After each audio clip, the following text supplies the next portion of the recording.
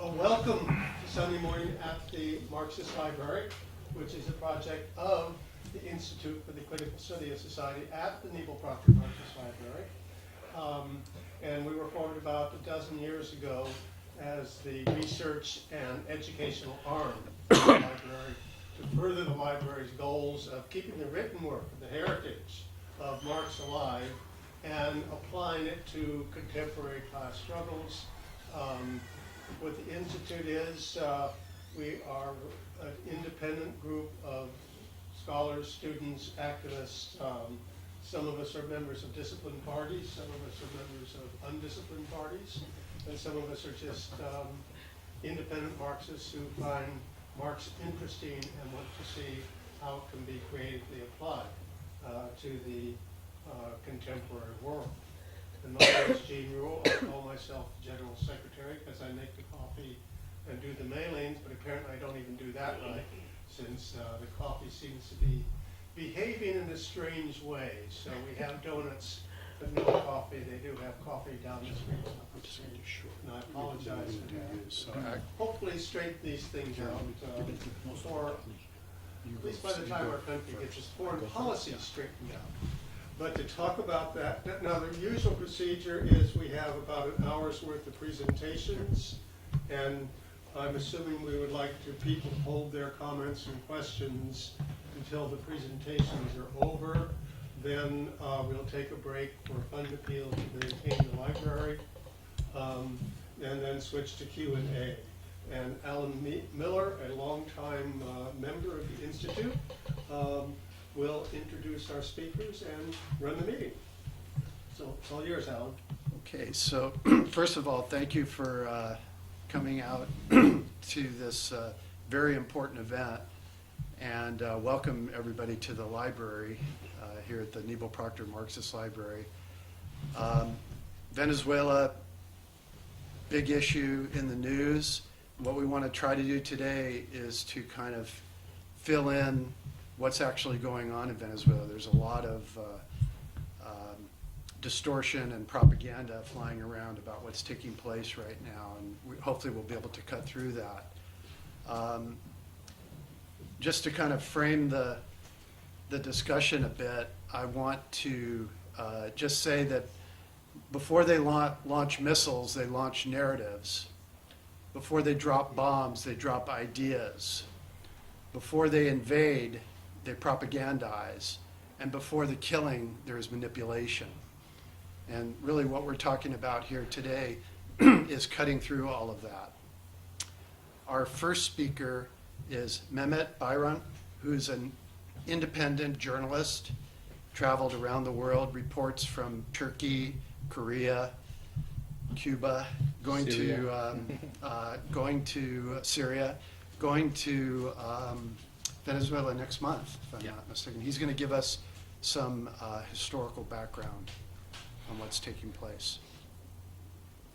Thank you, Alan. And also, I'd like to thank Eugene for because today was supposed to be a talk that I was going to give on Turkey and Syria and the Kurdish issue, but because of the urgency of what was happening in the world and the imminent maybe invasion of Venezuela, we changed the topic, and so I just want to thank everybody for accommodating that. And I had prepared something that would go all the way back to Venezuela's origins and everything, but I'm going to skip most of them because we have here Alicia, who is an expert on what is going on today. Although history is important, and I'm going to try to highlight the things that led to the events that's happening today. If we want to take several things from this, today's session, I would say that, first of all, let's concentrate. Venezuela is not being singled out because it's somewhere there in the Latin America and US invades there. But we have to understand that the conflict in Venezuela is actually a class conflict. Let's understand this. So when you look at the history, you will see this again. It is a conflict of resources. It's a conflict of who owns the resources and who gets to benefit it. And the history has shown that especially since the oil was discovered there around 1908, then Venezuela has not been left alone. So we are seeing a continuation of this interference of wanting to rape the country and get the hands onto the oil. So coming to, so I'm going to skip, like I said, many of the things. So what we are seeing is that the PDVSA in Venezuela is established for the oil income and how to use it for the people. But this also, let's remember, we always talk about the fish, but we don't talk about the water. So the events that is happening before Chavez are the events that's happening in a capitalist country. So I'm going to show you a few things, what happened before Chavez, because this is another thing that we should take from here, is that the lies that has been, given out that when Chavez and the, the so-called socialist, revolution happened, everything went to hell. And it's because of socialism. It's the failure of socialism that we are seeing in the crisis in Venezuela today. That's a big lie, because the crisis was much more severe, much, much more deep before Chavez had taken power. So that's why I want to show you, first of all, what was happening in the capitalist Venezuela. When the capitalists, they want to go back to those days, they were free to do anything they wanted to. And what was happening? Look at it. From 1988 to 1998, forget even the GDP, but the inflation rate is 6.3, yes, but unemployment rate rises 3.3%, and look at the drop in the real wages. Look at the consumption that goes down from 18,000 to 13,500, and most importantly is the population below poverty jumps in 10 years 22 points. And then there's the probability that within the 12 years after they leave schooling and whatever school they had, the probability that these people will become poor increases by 16%. So there's no hope. When people go to school or anything like that in the capitalist, petroleum-rich Venezuela, there is still no hope, as we can see here. And I'm not the one who's saying this. Even a right-wing, Harvard University study, they admit that the capitalists did everything and beyond the books that give solutions to countries and under capitalism. You can see the list there. I don't need to go in. Any tool that the capitalists have to resolve the issues, they say nothing has worked. These policies failed either to deliver a lasting solution or to last long enough to achieve results. So here we are. Chavez is not even in the picture yet. Okay? So I want to quickly show what was happening in 1998 before Chavez comes into the picture, because we are now told that shelves are empty, people are starving, there's chaos on the streets, and so on and so forth. So let's take a look what was happening. I muted the sound, but this is stores being looted, as you can see.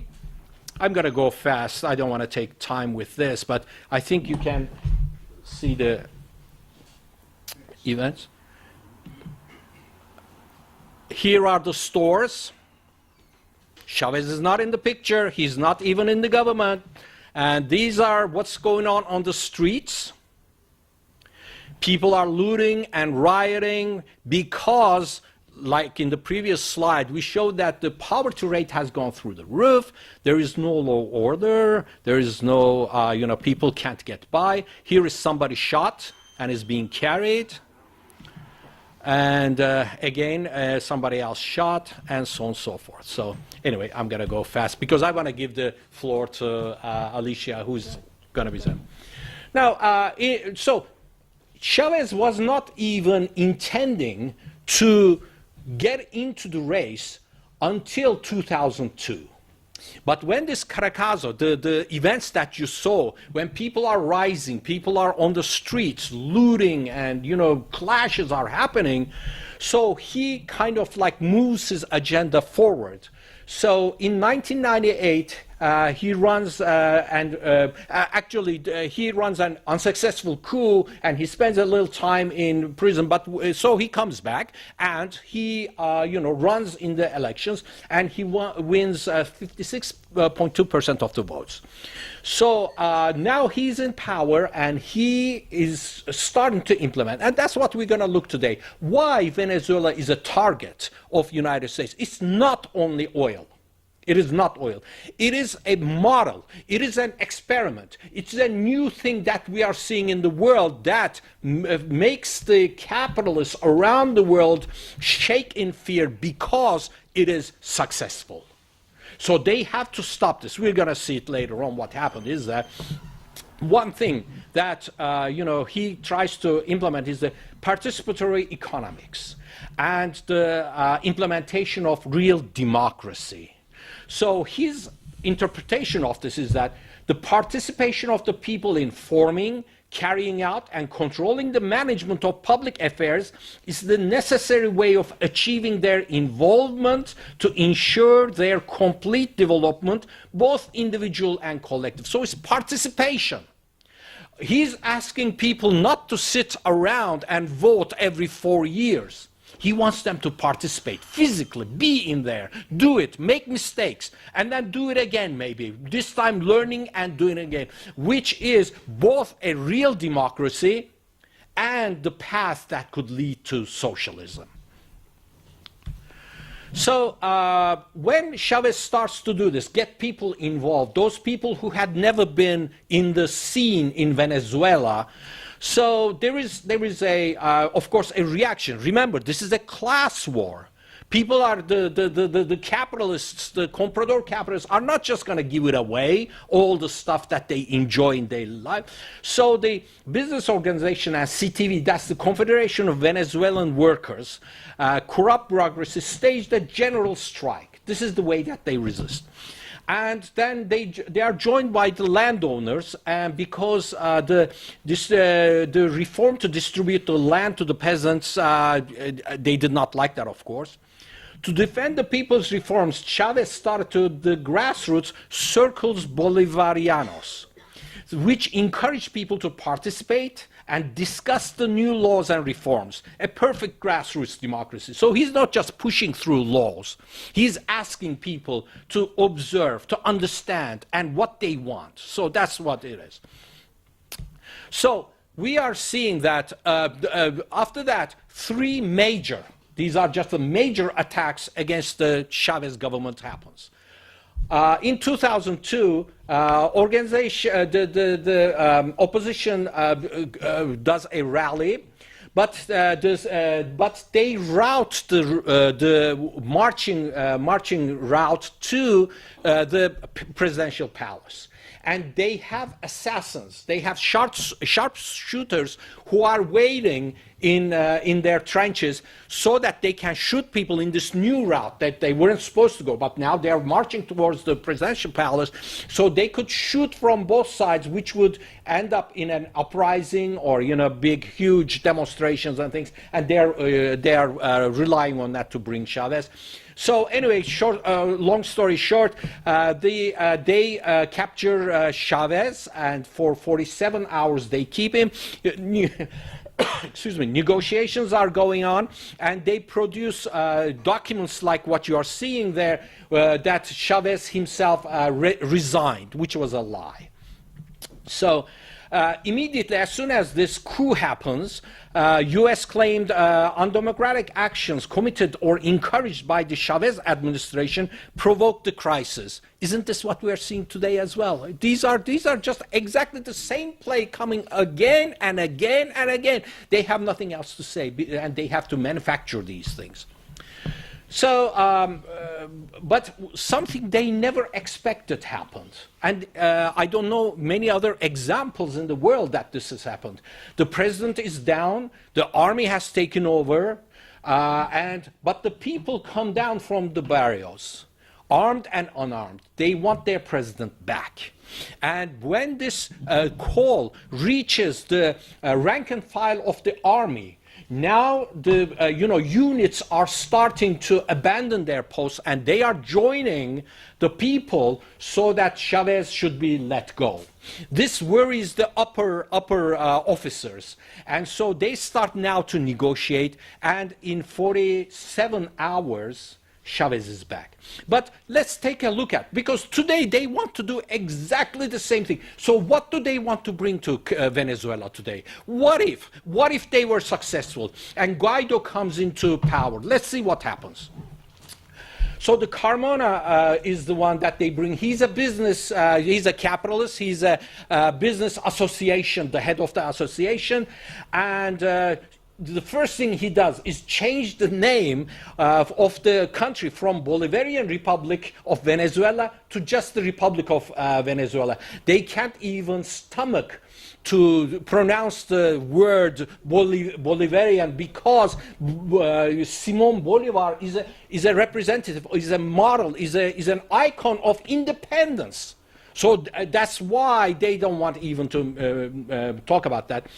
And he immediately dissolves the National Assembly and the Supreme Court, and he called the Constitution void. No more Constitution.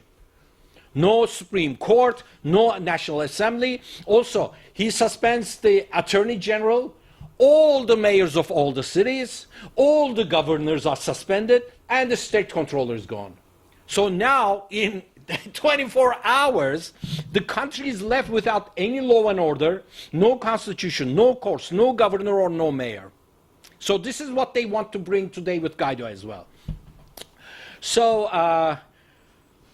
immediately the PDVSA, the oil producing unit, starts pumping oil so that the price of the oil around the world can go down. Because Chavez had negotiated with OPEC that let's keep the oil prices high because they are stealing it from us. Let's work on it because this oil belongs to us. So immediately, like Saudi Arabia is doing today, under the orders of the United States, so they started pumping oil to bring the oil prices down. So we've talked about this. Chavez comes back, and the U.S. puppet Carmona fleds the country. He's gone. So this was the first attack. So then the second attack comes in. The bourgeoisie attacks once again, and this time the PDVSA, the oil-producing unit, starts a strike and what's called the petroleum lockout. They stop producing because they couldn't win, so now they stop producing. This is the upper management, and to cripple the economy. But the workers, the soldiers, people on the street, all jump in to save the revolution, and they go and participate in the production, so they get the petroleum and the oil production up again. And so this is a lesson learned. This is a lesson learned. So now Chavez understands who's who, and he rightfully moves in, and the upper management and those who collaborated are fired from PDVSA. But that's not it. So they attack again in 2004. They start a signature campaign to recall Chavez. But one thing that's very interesting, again, this is not a vote, guys. It is a vote, but more than the vote, what is happening is that democracy, that grassroots organization that Chavez has started, it is now bearing the fruits. Okay, so when this recall effort goes on play, then the people are organized in the patrullas or electoral battle units. So they organize in the neighborhoods. They organize with their neighbors. 10-person each of these battalions go from door to door, and they stage a campaign themselves also. And one thing that's interesting is that today we are talking about Russian meddling and so on and so forth. The National Endowment for Democracy, which I think many people here may know, it's the open CIA, has sends $31,000 to the opposition to bring Chavez down. So, but after this defeat, Chavez wins again with the organizing and the grassroots level. So this time, the opposition is completely demoralized. They know they can't do this. They know they are not going to be able to do it. So they start fighting among themselves. They boycott elections. They don't participate. The only thing they can do is call for Papa. That is the imperialist. And let's remember, again, in this stage of imperialism, I believe we do not have any national bourgeoisie as we did in 1800s, which means a bourgeoisie, a capitalist class that wants to grab the resources of their own country and manage it themselves. Those days are gone. Now we have a bourgeoisie around the world that knows they can't do this. The only way they can survive is to be the puppet of another imperialist alpha dog. So they are just the agents, they are just the middleman to provide the resources to the leading imperialist countries, and that's what we are seeing in Venezuela as well. They are not fighting to get the resources into their hands and exploit the workers, exploit the resources. No, they want to be the middleman with a certain percentage so that those resources could be given to the imperialist countries. So that's why they are now calling Papa.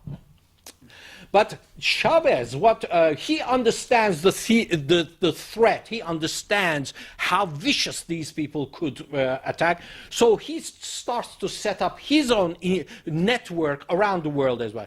He talks with Cuba. So there's a very good program that's going on. Cuba sends teachers and doctors. In return, Venezuela provides oil to them. And ALBA is established. It's the Bolivarian Alliance of the Peoples of Our America. So they're trying to set up an economic network as well. They're creating, which is like today, it proves how much it was worth it, and it was, it should have been done, is that they create sucre as the currency in the trading among themselves, the Latin American countries. And so for the first time, Russia, China, and Iran comes into the picture as Venezuela sets up good relations with them. And so anyway, one thing that some of our leftists here may really like is that he also establishes or tries to establish the Fifth International. He's calling all the left parties of the Latin American countries to come together and say, let's join and see what we can do for the future. This is not going to happen right here, but let's join forces for the future as well. So access to human services is improved tremendously, and the definition of at that time, the path to socialism comes as participatory and protagonist democracy in the political and economic realms, and the creation of a human-focused and solidarity-based social economy. So this is what they're trying to achieve. Human-focused and participation and protagonist institutions, which are the communes, the collectives, the activists, workers. He's calling people to both participate and to lead. So these are the organizations that are flourishing right and left. So we can see that. So let's take a look what his efforts produced. Poverty level dropped 24.5% in 3 years. 3 years, like a quarter of, like a 24%, 25% improvement in poverty levels.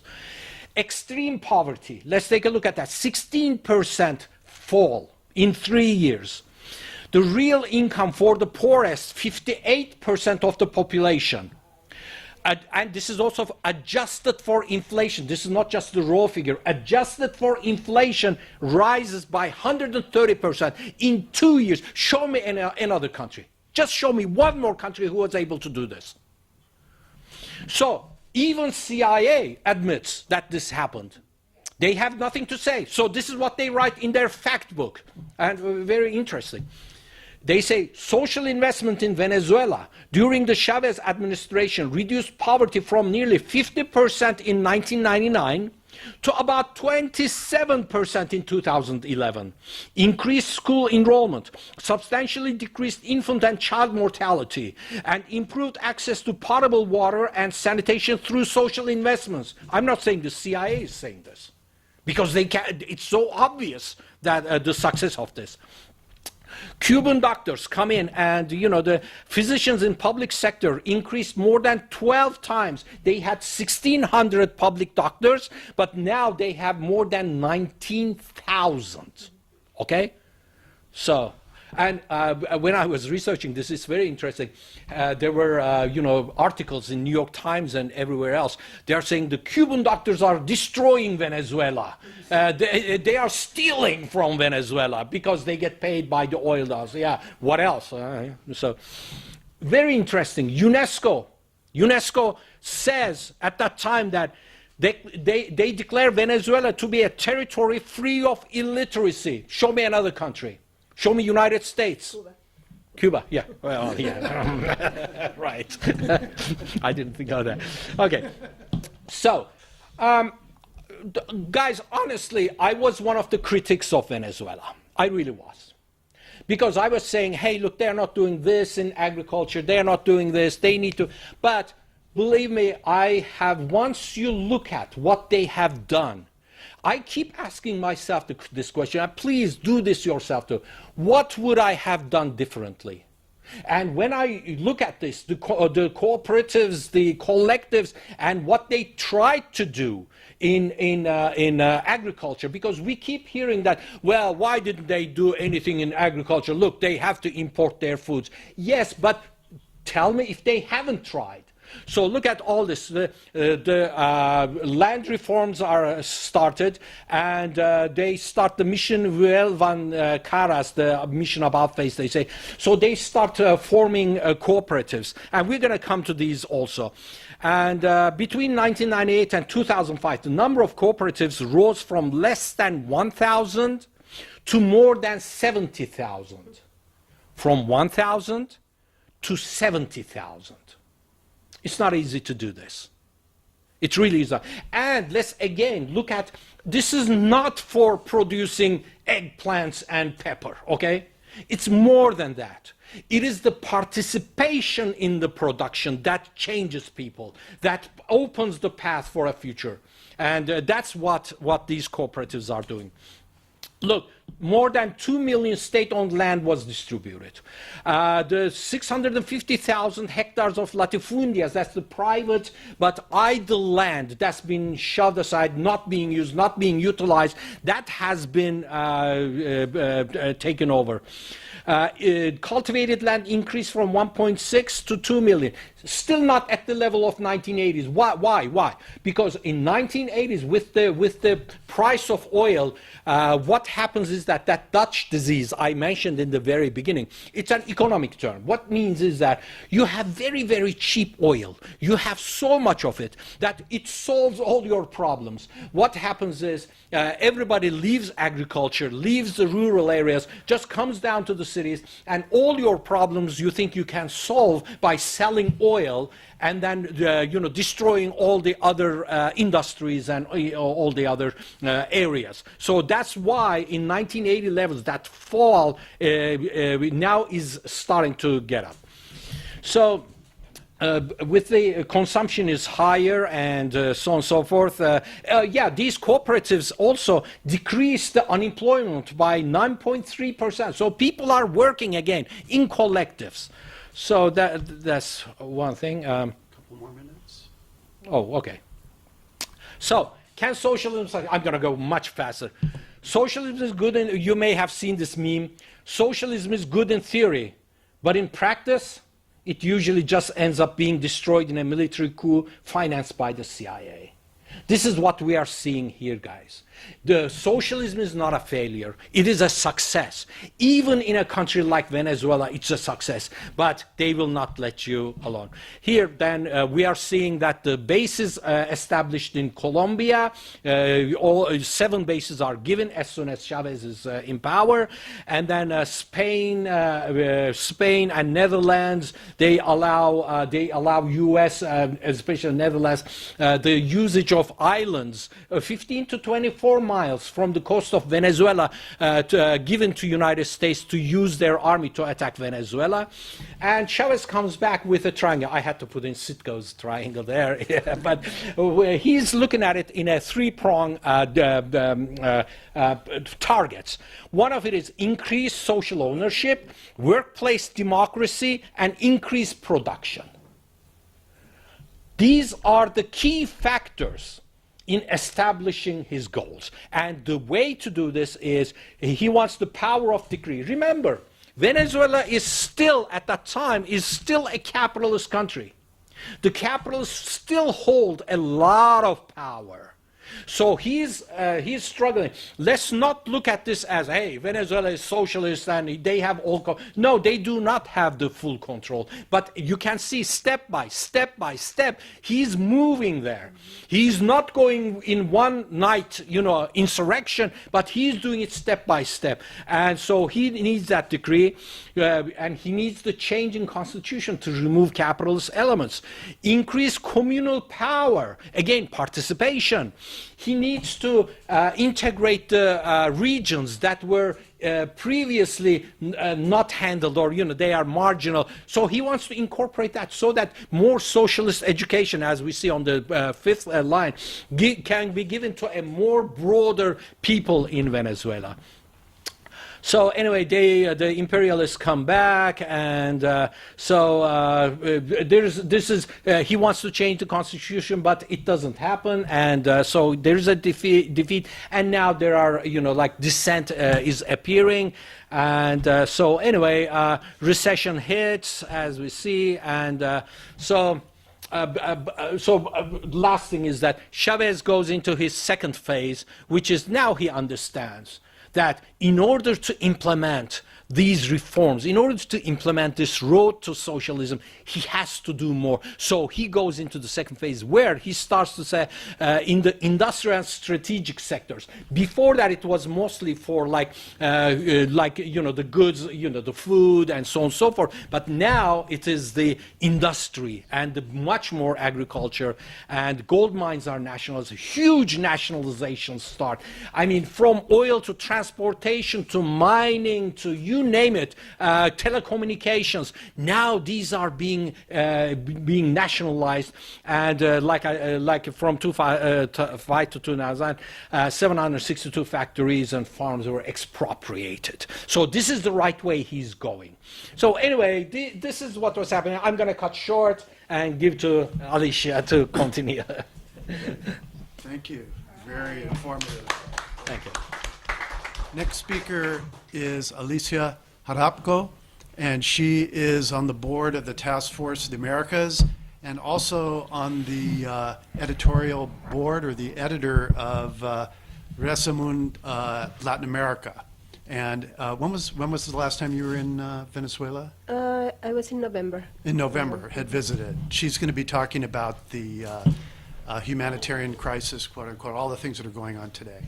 Can we have the light on? Yeah. Okay, good. Thank you. Well, it's just, we do have tea, we're working on the coffee, just so people know. Thank you. I think it was fascinating, your presentation, because it put in perspective, why we are where we are. And I just wanted to mention that when Chavez was taken from power, and in 72 hours he returned, this man who basically destroyed all the powers in there, which you think was the first country that recognized him, Carmona, the United States. The United States was the first and the only country at that point that recognize him. So that's good to put in perspective. We're going to have to jump from Chavez, the great person that Chavez was, to where we are right now.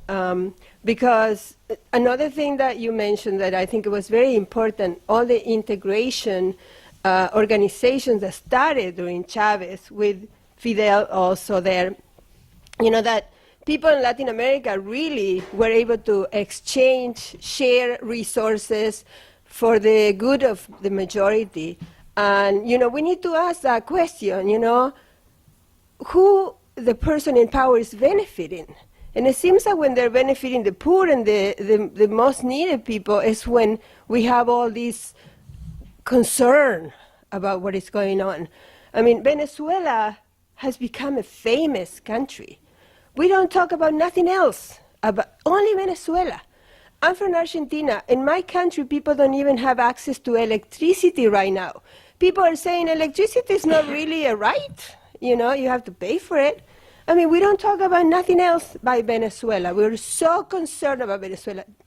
Trump is so concerned about Venezuela. Pompeo is so concerned about Venezuela. So I think that we need to really think about all this, when you analyze the situation of a country. I'm not really an expert, but Venezuela is very close to me because I'm from Latin America. And because I have a lot of friends there that I communicate constantly. It's a lot of misinformation going on right now. It's really hard to know what is fake news and what is not fake news. Because, if you're here in the US and read the corporate media information, Venezuela is chaos, everything is terrible, Maduro is a dictator. But, the reality is very different there. I spoke this morning, I don't know if you remember Antonio Cordero, who was the consul of Venezuela in San Francisco when this crisis happened and Venezuela ended relations with the United States. They left not because the U.S. kicked them out, but because Venezuela asked them to return. Antonio Cordero, who was the consul in San Francisco, left from one day to another. But I'm in communication with him. I asked, Antonio, what's going on there? It's just so alarming, everything that we heard here. And he said, everything is calm here. He said, he lives in Valencia, which is an area that is 2 hours away from the capital, from Caracas. And he said, he told me something very interesting this morning. The meat that everybody says no meat, it's super expensive, people can't access to meat. He said the meat, when he returned a couple of weeks ago, he was able to buy meat for $5 a pound, which is a lot of money. And he said right now, because the border is kind of closed and because people cannot take the meat out and speculate with the meat, he can find a pound for $1.50. That's an interesting thing, And he said there is line in places to buy meat because people have money, resources to buy them if it's available. But the speculation, hide the meat. When I was there in Venezuela before, I remember the lines for meat. It was another thing he said is, for example, when he returned, he needed to go to Caracas and he didn't have a car. So he asked for a taxi, and the taxi was charging him $100 for 2 hours, and $100 there is a lot of money. So he said, okay, well, I went to the bus station where there are taxis for, people to take from there, and find one for $12. And he said, but what you see in the news is the 100. You don't see the 12, I just want to make these comments for you to think that the picture that you see in the media is not really what is going on there. It doesn't mean the situation is not difficult. I can take this. Do you need this for? Yeah, he's the coordinator. Okay. You want me to hold it? Yeah. But anyway, I just want you to know that firsthand this morning from somebody who lives there, that's what he told me about the lies that are happening. So I wanted to talk a little bit about the importance of having meetings like this, because I don't know about you, but I think that the great majority of people don't want war. We don't want war. We don't want another war. And I think that it may be differences of opinion, of what people think about Venezuela or what is going on today in Venezuela, but one thing that I'm pretty certain, I'm sure in this room is the case, that we don't want another war. Because war is only going to bring destruction, it's going to bring misery, it's going to bring death of innocent people, and the bullets made in the United States are not going to discriminate against nobody. They're not going to discriminate if people are against Maduro or not against Maduro. It's going to go after everybody. So we need to do anything possible to avoid that to happen. Just to mention, it's a lot of social media, as you know. Social media is something that is used, and we need to learn how to use it too. All the discussions going on in social media all the time. Twitter is incredible, really. I just read a Twitter yesterday from John Bolton. The U.S. military has delivered hundreds of tons of aid to partner nations over the last 5 years. The U.S. is proud to mobilize whole government support for his partner in need, including Venezuela President Guaido and the people of Venezuela. So that's what he said. And this is the response from the foreign minister of Venezuela, Jorge Arreaza, who has been very brave confronting all the right-wing propaganda. He said, Bolton's cynicism is extreme. Precisely those who bomb villages and leave behind terrible humanitarian crises, those who denied aid to Puerto Rico, suspended to Palestine, never have helped Haiti. The evidence remains a gross propaganda operation. Just wanted to bring that up. And then, you were talking about Simón Bolívar. Simón Bolívar, Simón Bolívar's liberator, one of the liberators of Venezuela and other countries in the region, he was fighting against Spain in the war for independence. He said, in 1829, United States appeared to be destined by Providence to plague America with misery in the name of freedom. That's what he said in 1829, and it's still here, right? So here we are again, witnessing another regime change by the U.S. It seems like we have not learned the lessons of Vietnam, Syria, Iraq, and Libya. We have not learned there were a bunch of lies that initiated those wars.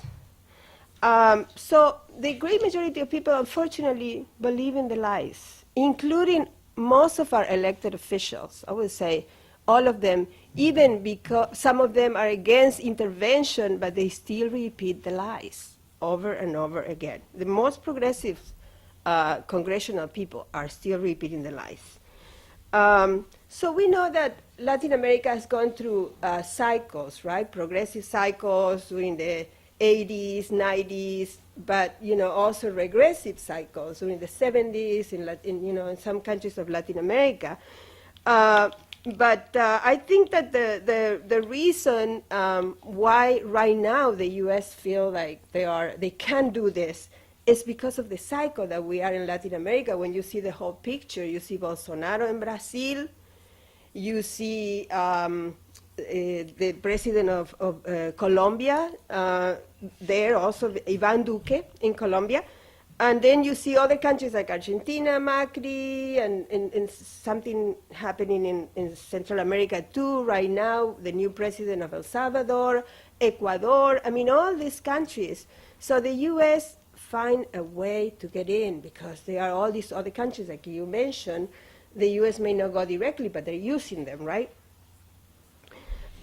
So again, the media, and I wanted to go over a few things with you, bear with me please, about why they're saying in the media and the other side of the story, okay?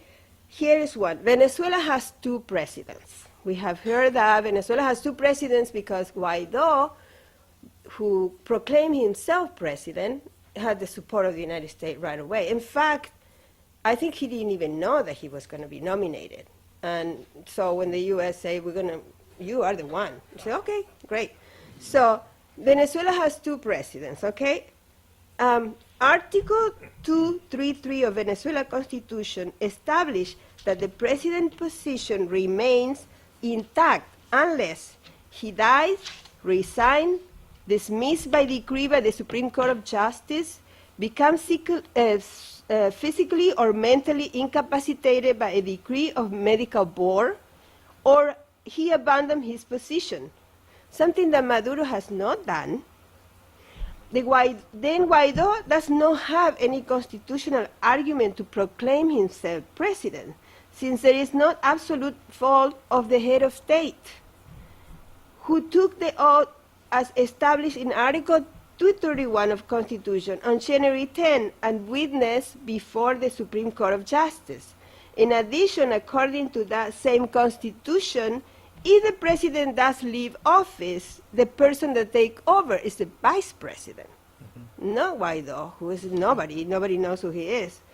Okay, then the other thing that you hear, Guaido has the support of the international community. What is the international community? On January 10, at Maduro inauguration, there were diplomatic representation for more than 80 countries, from Russia to China, the Vatican, the Arab League, and the African Union, and some Latin American countries too, Mexico, for example, Cuba. Guaido is recognized by the same countries that known as the Lima Group, except Mexico. Mexico used to be in the Lima Group, but since López Obrador became the president, they basically are supporting no intervention with Venezuela, which was a good thing that happened. So then the other thing that you hear is Guaido is different from the violent opposition. Well, Guaido is from a party called Voluntad Popular that already ignored the 2013 presidential elections and whose leader, Leopoldo López, is condemned for being the intellectual writer of La Salida, it's called, which promoted the 2014 guarimbas, resulted in 43 deaths and hundreds of people injured. And let me tell you, Leopoldo López is not in prison in a prison. He is in prison in his house, in his home, you know? So that's Leopoldo López, who is responsible, according to the proof that the government brought against him, of 43 people. The other thing that we hear is the National Assembly is the only legitimate body of the country. That's why they pick Guaido, because he's the president of the National Assembly. Okay, there is an article in the Constitution. I mean, Maduro always showed the Constitution when he talked. He always showed the Constitution. The Constitution, they have a Constitution. You know, like we do a Constitution, they have a Constitution, you know. You always hear that thing about countries that they don't like, that they don't respect the law and all that. Article 348 of the Venezuelan Constitution authorized the president with the Council of Ministers to convene a constituent assembly. And Article 349 defines that the constituted power, National Assembly, may not in any way impede the decisions of the Constituent Assembly. The decision to convene the Constituent Assembly was an act of shrewdness of the part of Chavismo to circumvent the blockade of the National Assembly that may or may not like it, but it was all carried out with strict adherence of the Constitution. So the National Assembly was in contempt. They were not doing anything for a couple of years, did nothing, didn't pass any law, did nothing. And it was a problem with them because they didn't want to take away a couple of people that were illegally voted in. So they basically were not functioning, So what the government of Venezuela, based on the Constitution, called to the Constituent National Assembly, that is the one that is taking care of all the laws and passing everything that they need to, okay? So then Maduro, the other thing that we hear in the media is Maduro was fraudulent re-elected in an election without opposition. That's another lie. The elections of May 10, 2018 were called by the same National Electoral Council and using the same electoral system with which Guaido became a deputy. There were 3 opposition candidates in that elections, and both of them combined got 33% of the votes. It's not like he was the only candidate. There were other candidates too, but he won by majority. And that's the case. And that's why he became president last year. The other thing we hear is there is no democracy in Venezuela. But this is interesting. Since 1998, well, 1999, when Chavez became the president, there have been 5 presidential elections, 4 parliamentarian elections, 6 regional elections, 4 municipal elections, 4 constitutional referendum, and 1 national consultation, meaning there have been 23 elections in a period of 20 years. So this is, okay, if that's not democracy, you know, what is it? And then now we are in the humanitarian crisis in Venezuela. It's no doubt that there is problems in Venezuela. It's no doubt that, you know, there are issues, but we have to look also why they are where they are. It's like, you know, there are sanctions, there are blockade, they are frozen the account in the United States. I mean, that doesn't allow them to be able to use their own money to buy medicine and food for the people that need it. So we can't just talk in a vacuum here. I mean, there are reasons why they are where they are right now. You know, and let's remember that was President Obama, the one that started the whole thing in 2015 when he declared Venezuela to be a threat to national security. What threat of national security? The whole thing started right there. And, you know, I have, you know, Obama may have done some good things, but, you know, he started the whole thing that we are right now in the crisis, you know. Let me tell you one other thing is this humanitarian crisis, for example,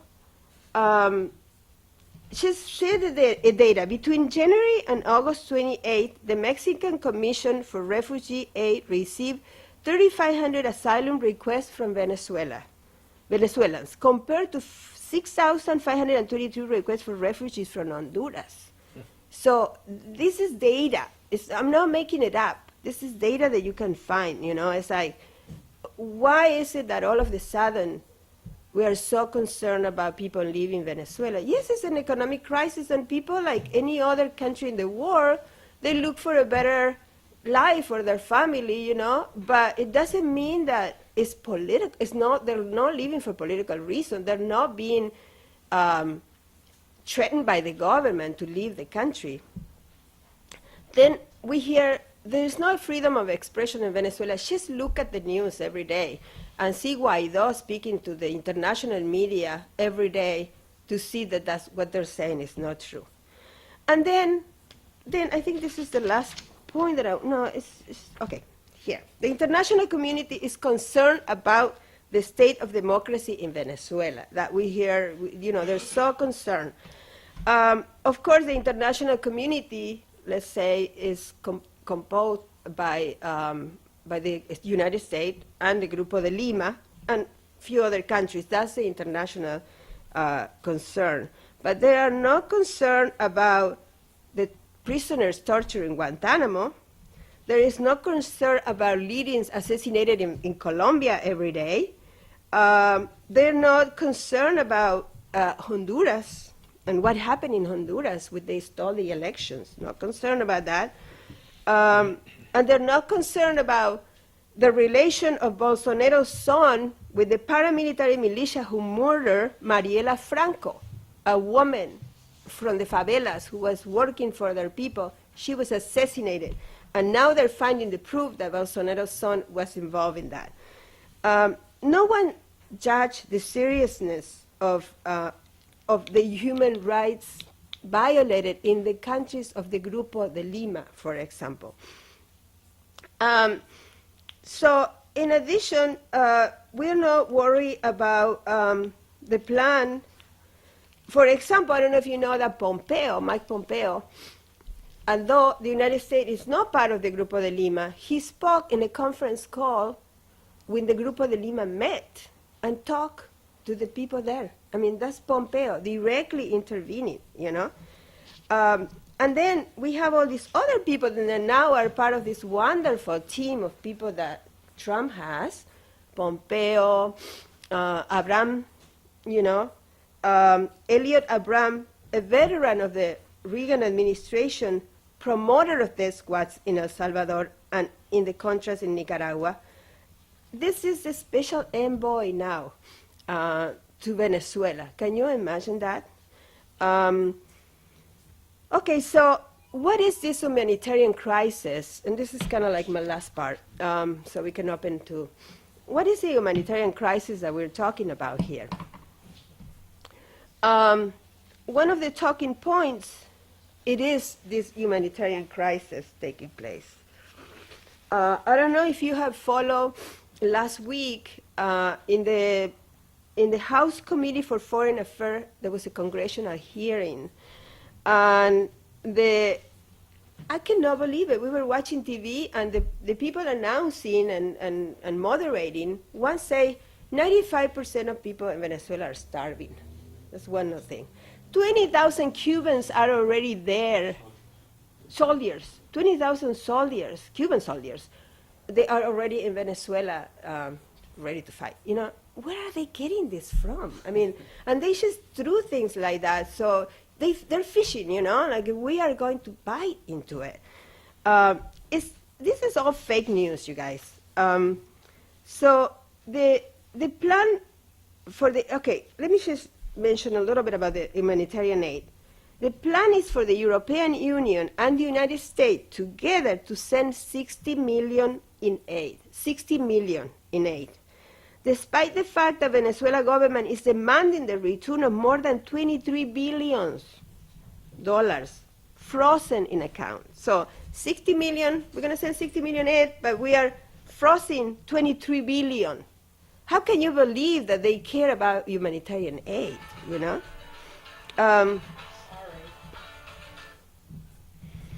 So Maduro said, if you are concerned about humanitarian aid, unblock the accounts, and we will take care of it.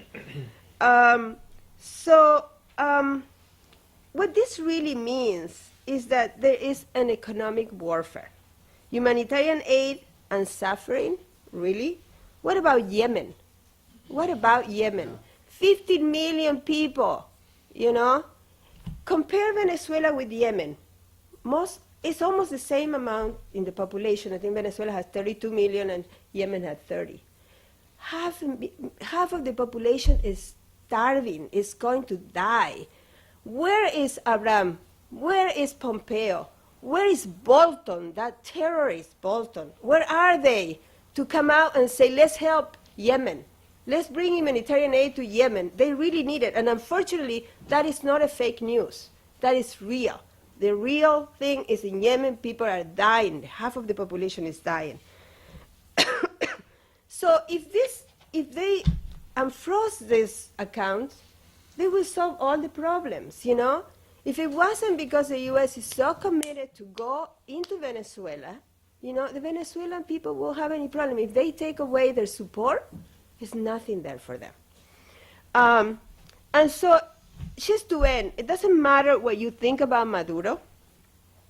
It's that for Venezuela to resolve. It's that for the people of Venezuela to decide what to do. Our role in the United States is to stop U.S. imperialism of any nature. Aren't you kind of tired of those people that say, well, you know, we don't want to go back to Vietnam, but that but is just justifying intervention because Maduro's shortcoming? Isn't that complicit? The question to the political left in the United States is, what side are you on? And I'm ending there, and so people can have questions. Thank you. Okay, well, thank you very much. There's only one way we put on these excellent programs, and that's by you reaching in your pockets and giving us all your money. So, as you know, we are a grassroots organization. We